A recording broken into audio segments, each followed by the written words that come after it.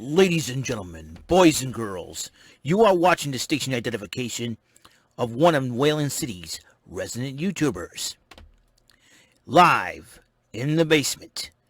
This is not MTV's remote control. And he is not Ken Ober. God rest Ken Ober's soul. This is WEML-TV, Channel 77. And now here's your host, New Bedford, Massachusetts' own, Mr. Eric M. Lima. Thank you very much, Mr. Announcer. Hey, Eric Lima here. You are watching my YouTube channel and show, WEML-TV, Channel 77. It's also my channel handle. And this is episode 399 of the show. That means we're one episode away. We're hitting the milestone of 400 episodes. How's everyone doing tonight? It is July the 21st, 2021, 10:15 p.m. I just finished watching AEW Dynamite and Press Your Luck, and another player just whammied out of the bonus round.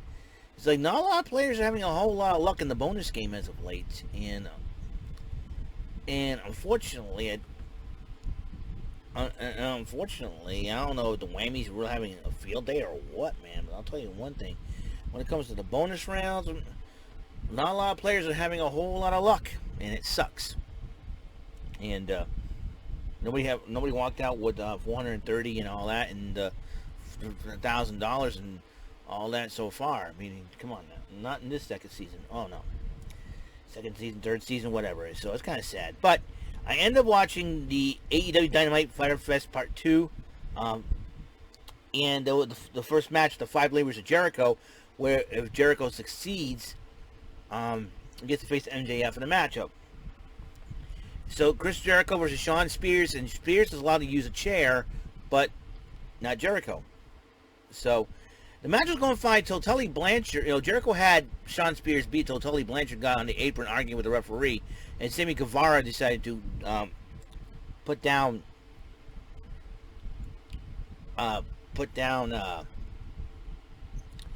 Tully Blanchard and dealt with him. Now, he did not get involved in the match, per se, because MJF started whining and crying like a moron, saying, if you have anybody helping you, our deal's off. He made sure he didn't help Jericho, so to speak. He just evened up things, He didn't even put his hands on Shawn Spears. Shawn Spears got outsmarted. Jericho olayed him. Shawn Spears got hit with a chair that was set up, that Shawn Spears himself set up at ringside, at the ring, and Jericho ended up pinning him 1, 2, 3. But then MJF cut a promo and said, you know what, fine. First one, congratulations, but in this second matchup, it'll be a no DQ match against one of the most notorious wrestlers to come from the independent scene. Nick effing Gage, will be facing Jericho in a no disqualification match as the second labor of Jericho continues. My, oh my. This Nick Gage guy has a reputation, man. He has a reputation. And it's deadly, too. My goodness. Anyways, I think if you haven't heard the Dark Side of the Ring, I think you'll know why. Why this guy's got quite the reputation. So, the TNT champion, Miro, cut a promo about, him defending his title. Against whom? I don't know. All I know is Miro is really, really on top of his game right now as a TNT champion. Frankie Kazarian went one-on-one with Doc Gallows, which Frankie Kazarian's mission to be the elite hunter. But then Carl Anderson gets involved, helps Doc Gallows get the win, and then Kenny Omega and Don Callis arrive, and the Good Brothers about to attack Kazarian again. Hangman Adam Page arrives, the Good Brothers attack him, then Dark Order arrives. And they'll take place in the 10-man tag, which if the Dark Order and Hangman Page wins, they get their respective title shots. So, and Don Callis is a goofball jerk, in my personal opinion. Dasha Gonzalez interviewed Brian Cage, and they were talking about Team Taz was talking about having a championship celebration for Ricky Starks. Brian Cage is out of Team Taz. He said, you know what? I think I'll go and interrupt things. Wheeler Yuta took on Darby Allin. Allin did win the matchup with the coffin drop, but the Blade knocked out Orange Cassidy and Brass Knucks, and there was a moment where Sting and him were doing the Orange Cassidy fight, punch, yay! It was hilarious. It was a great and wonderful moment. In the end, and then Sting was nice enough to help up Orange Cassidy after he got knocked out by Blade.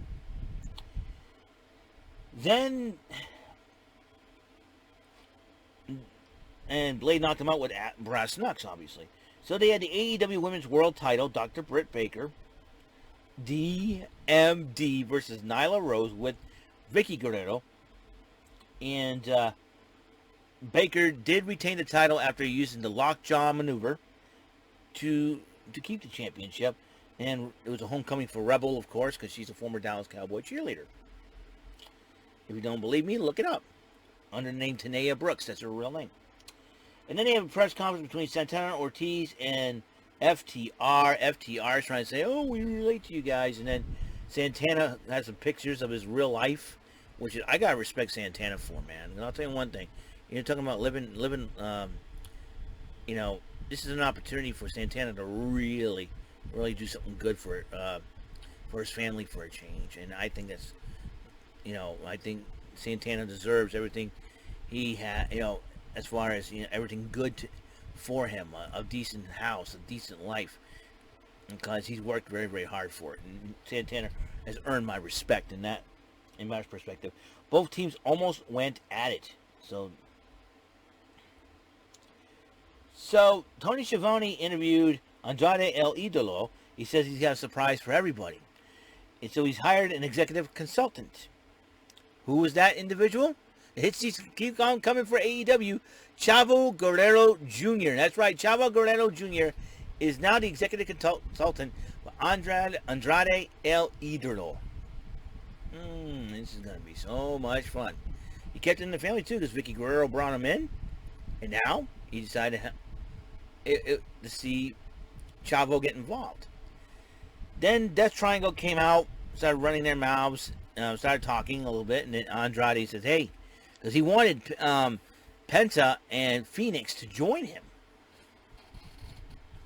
So, but he says, why would we join you? And the funny part is Pac said, they don't work for me. We're just a brotherhood. We're a family. So I think Andrade's trying to break up the Death Triangle, and I'm hoping that will not be the case. I mean, Pac, Penta, and Phoenix are very, very good. So that's my personal opinion on that. The Hardy Family Office, Direct Express, and Christian Cage brawl. Marco Stunt got taken out. So they issued a challenge to the Hardy Family Office for a 6-man tag. Alex Marvez interviewed the Factory, and then the Factory says, well, QT Marshall, or as I like to call him, QT Fire Marshall Bell, is going to apologize to Tony Schiavone next week. Okay, I want to see how badly that goes down. Tony, watch your back. The Blade and Orange Cassidy happened, and Orange Cassidy went from the crowd, played mind games with the Blade. They started fighting, but in the end, Orange Cassidy hit the orange punch. 1, 2, 3. Orange Cassidy wins the match, but Cassidy grabbed the brass knucks that Blade used earlier to knock out Orange Cassidy. Then he did the orange punch with the brass knucks to knock out the Blade. I get a hunch that this rivalry is not going to be over by a long shot. I'm telling you. Yep. And believe you me when I say this, this ain't over. It ain't over. It ain't over. Hardy Family Office and Best Friends ain't over. That's for sure. And then Alex Marvez interviewed Chris Jericho about how he respond to MJF's bounty hunter Nick Gage. So Jericho goes, oh yeah? Since he decided to bring the most hardcore criminal in professional wrestling, going to bring somebody back. And he brought back his New Japan persona, the Painmaker, Chris Jericho, beating some of the best in New Japan has to offer. So the Painmaker Chris Jericho versus Nick Effin Gage. This is going to be a war, kids. This is going to be a war.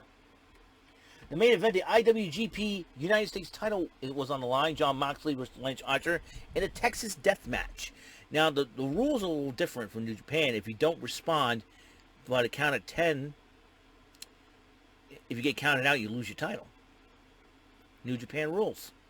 It's like the remember the province of Quebec rules? You can lose your title on disqualification or count out, but you can lose it on a count out in a Texas death match. And these two beat the living you-know-what out of each other. Moxley busted Lance Archer open with a fork and the paradigm shift at DDT. And then, but in the end, the choke slam through 2 barbed wire tables. Moxley was out, couldn't recover. Lance Archer is your brand new brand new IWGP United States Heavyweight Champion in front of his hometown crowd in Dallas, Texas.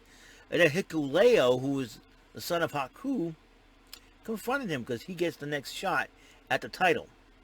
So it'll be Hikuleo to challenge Lance Archer, and it's going to be a fight. Because the height of Hikuleo, Lance Archer stands about 6'8", but Hikuleo could be near 7 feet tall. You never know. These guys are going to be nasty.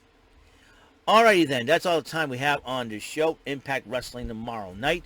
Not only that, Rant and Rave, I think episode 94 or 93, I'm not so sure. Tune in for that tomorrow night at 6. Hosted by Brandon Martin, Jordan Little, Michael Bombardier, myself, along with our guest, Uriel Ibarra and David St. Dennis. Alright? Joining the 4 of us. Okay, then. I will see you guys later. You guys have a wonderful, wonderful day. Wonderful night. And until the next episode, which is 400, peace, love, bless out.